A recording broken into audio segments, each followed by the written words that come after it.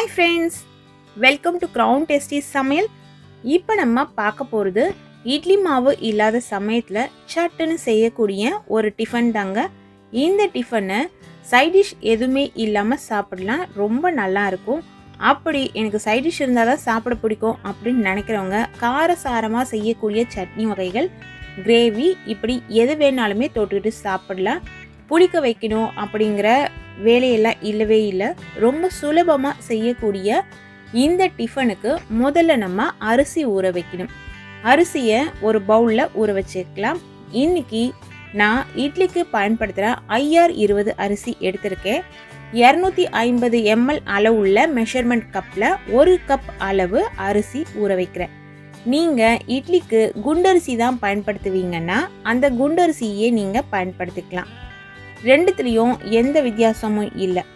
நான் வழக்கமாக IR20 அரிசி தான் பயன்படுத்துகிறேன் அப்படிங்கிறதுனால அந்த அரிசியை இதில் சேர்த்துருக்கேன். தேவையான அளவு தண்ணி விட்டு நல்லா 4-5 முறை வாஷ் பண்ணிவிடுங்க. வாஷ் பண்ண பிறகு தண்ணி ஊற்றி அரிசியை ஊற விட்டுடலாம். ஒரு 2 மணி நேரம் அரிசி ஊறின பிறகு அதில் இருக்க தண்ணியெல்லாம் வடித்து எடுத்துக்கலாம். நீங்கள் சமையலுக்கு பயன்படுத்துகிற தண்ணி ஊற்றி ஊற வைக்கிற மாதிரி இருந்தால் அதே தண்ணியே சேர்த்து அரைச்சிக்கலாம். மிக்ஸி ஜார்லேயே அரைச்சிக்கிறேன் நான் இன்றைக்கி. ஏன்னா நம்ம குறைவான அளவு தான் செய்கிறோம் அப்படிங்கிறதுனால நீங்கள் நிறைய சேர்த்திங்கன்னா கிரைண்டரில் சேர்த்து அரைச்சிக்கோங்க. தேவையான அளவு உப்பு ஒரு 3/4 டீஸ்பூன் அளவுக்கு சேர்த்துருக்கேன். தண்ணி கொஞ்சம் கொஞ்சமாக விட்டு இதை அரைச்சிக்கலாம். அதாவது ரவை பதத்துக்கு அரைச்சிக்கோங்க. ரொம்ப பெரிய நொய்யாகவும் இருக்கக்கூடாது, ஃபைன் பேஸ்ட்டாகவும் இருக்கக்கூடாது. இது போல் சின்ன ரவை பதத்தில் கொரகொரப்பாக இருக்கிற மாதிரி அரைச்சிக்கோங்க. அதாவது இட்லி மாவு பதத்தை விட மாவு கொஞ்சம் கொரகொரப்பாக இருக்கணும். தண்ணியோட அளவு பார்த்திங்கன்னா இது போல் இருக்கணும். நம்ம கரண்டியில் எடுத்து விடும் பொழுது இதில் 2 சிட்டிகை அளவு ஆப்ப சோடா சேர்த்துக்கலாம். ஆப்ப சோடா நீங்கள் விருப்பப்படலைன்னா ஸ்கிப் பண்ணிவிடுங்க. பெருங்காயத்தூள் ஒரு 1/4 டீஸ்பூன் அளவுக்கு சேர்த்துக்கோங்க. பெருங்காயத்தூள் அவசியம் சேர்க்கணும். இதில் ஆப்ப சோடா பேக்கிங் சோடா சேர்க்கறதுனால நல்லா சாஃப்டாக வரும், அதனால தான். அதற்கு அடுத்தது இந்த மாவு அப்படியே இருக்கட்டும். ஸ்டவ்வில் ஒரு கடாய் வச்சுட்டு அந்த கடாயில் தேவையான அளவு எண்ணெய் சேர்த்துக்கலாம். எண்ணெயும் உங்களோட விருப்பப்படி தான், நீங்கள் கூடுதலாகவோ இல்லை குறைவாகவோ சேர்த்துக்கோங்க.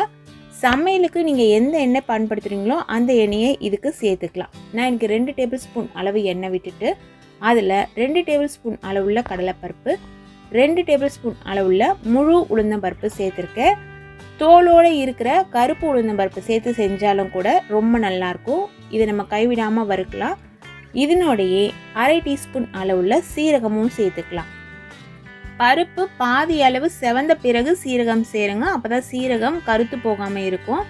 நீளமாக இருக்கிற ஒரு பச்சை மிளகாய், விதைகள்லாம் ஓரளவு எடுத்தாச்சு. இப்படி குட்டி குட்டியாக கட் பண்ணி எடுத்து சேர்த்துக்கலாம். காரத்துக்கு தகுந்த மாதிரி பச்சை மிளகாய் நீங்கள் கூடுதலாகவோ இல்லை குறைவாகவோ சேர்த்துக்கோங்க. அதற்கு அடுத்தது சின்ன சைஸில் இருக்கிற ஒரு வெங்காயம் இது போல் பொடி பொடியாக கட் பண்ணி எடுத்து சேர்த்துக்கலாம். சாம்பார் வெங்காயம் சேர்த்து செஞ்சாலும் அதனோட சுவையும் மனமும் இன்னும் நல்லாயிருக்கும். உங்ககிட்ட இருந்ததுன்னா சாம்பார் வெங்காயம் சேர்த்து வதக்கிக்கோங்க.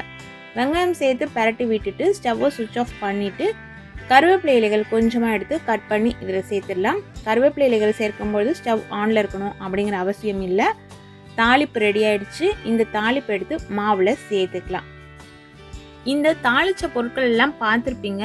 எல்லா பொருட்களுமே லைட்டாக வதங்கியிருக்கு, அதனோட கலர் மாறவே இல்லை. அதை கவனத்தில் வச்சுக்கோங்க.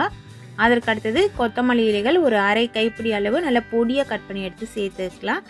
தேங்காய் துருவல் இதில் அவசியம் சேர்க்கணும். தேங்காய் துருவல் சேர்த்து செய்யும் பொழுது தான் டேஸ்ட் ரொம்ப நல்லாயிருக்கும். நமக்கு சைட் டிஷ் கூட தேவைப்படாது. தேங்காய் துருவல் பார்த்திங்கன்னா ஒரு சின்ன சைஸ் தேங்காயில் 1/2 மூடி அளவு தேங்காய் இருக்கும் இல்லைங்களா, அதுலேயும் பாதி அளவு சேர்த்துக்கோங்க. நீங்கள் தேங்காய் நிறைய சாப்பிடுவீங்க, டேஸ்ட்டு பிடிக்கும்னா கூடுதலாக சேர்த்துக்கலாம். இந்த தாளிப்பு பொருளை பொறுத்த வரைக்கும் இவ்வளவு தான் அப்படிங்கிறது இல்லை. நம்மளோட விருப்பப்படி கொஞ்சம் கூடுதலாகவோ குறைவாகவோ கூட சேர்த்துக்கலாம். பருப்பு நிறைய நமக்கு பிடிக்கும்னா அதை கொஞ்சம் கூடுதலாக சேர்த்துக்கலாம். அது நம்மளோட இஷ்டம் தான். உப்பு டேஸ்ட்டு பார்த்துக்கோங்க. உங்களோட டேஸ்ட்டுக்கு தகுந்தபடி உப்பு சேர்த்துக்கோங்க. இப்போ இந்த மாவை கலந்து பார்க்குறோம். இந்த அளவு திக்காக இருக்குது. இதை நீங்கள் இன்னும் கொஞ்சம் தண்ணி ஆக்கிட்டிங்கன்னா சரியாக வராது. இதை விட திக்காக இருந்தால் கூட வாழை இலையில் நம்ம தட்டி அடைகளாக போட்டுக்கலாம். நான் இப்போ தோசைக்கல்லில் கரண்டி வச்சு அப்படியே தான் ஊற்றி எடுக்க போகிறேன். அதனால் இந்த கன்சிஸ்டன்சி கரெக்டாக இருந்தது. ஸ்டவ்வில் தோசைக்கல் வச்சுட்டு அது சூடேறின பிறகு அதில் கொஞ்சமாக எண்ணெய் விட்டுட்டு நான் இன்றைக்கி கடலெண்ணெய் தான் சேர்த்துருக்கேன்.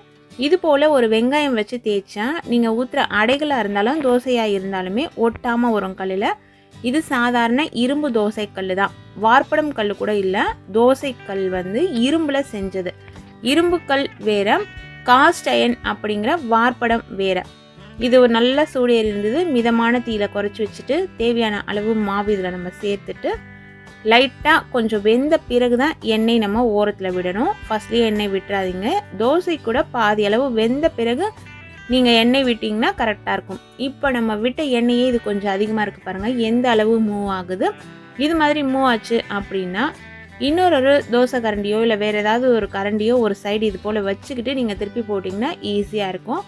இது பிக்னஸ் சமையல் பழகும்பொழுது சப்போஸ் நீங்கள் இந்த சைடு தோசை கரண்டி விட்டு எடுக்கும்பொழுது இது வழுக்கிட்டு போய் அந்த பக்கம் விழுந்துடும், வேஸ்ட் ஆகிடும். எந்த அளவு நல்லா கோல்டன் கலரில் வந்திருக்கு பாருங்கள். ரொம்ப செவக்க விடணும் அப்படிங்கிற அவசியம் இல்லை.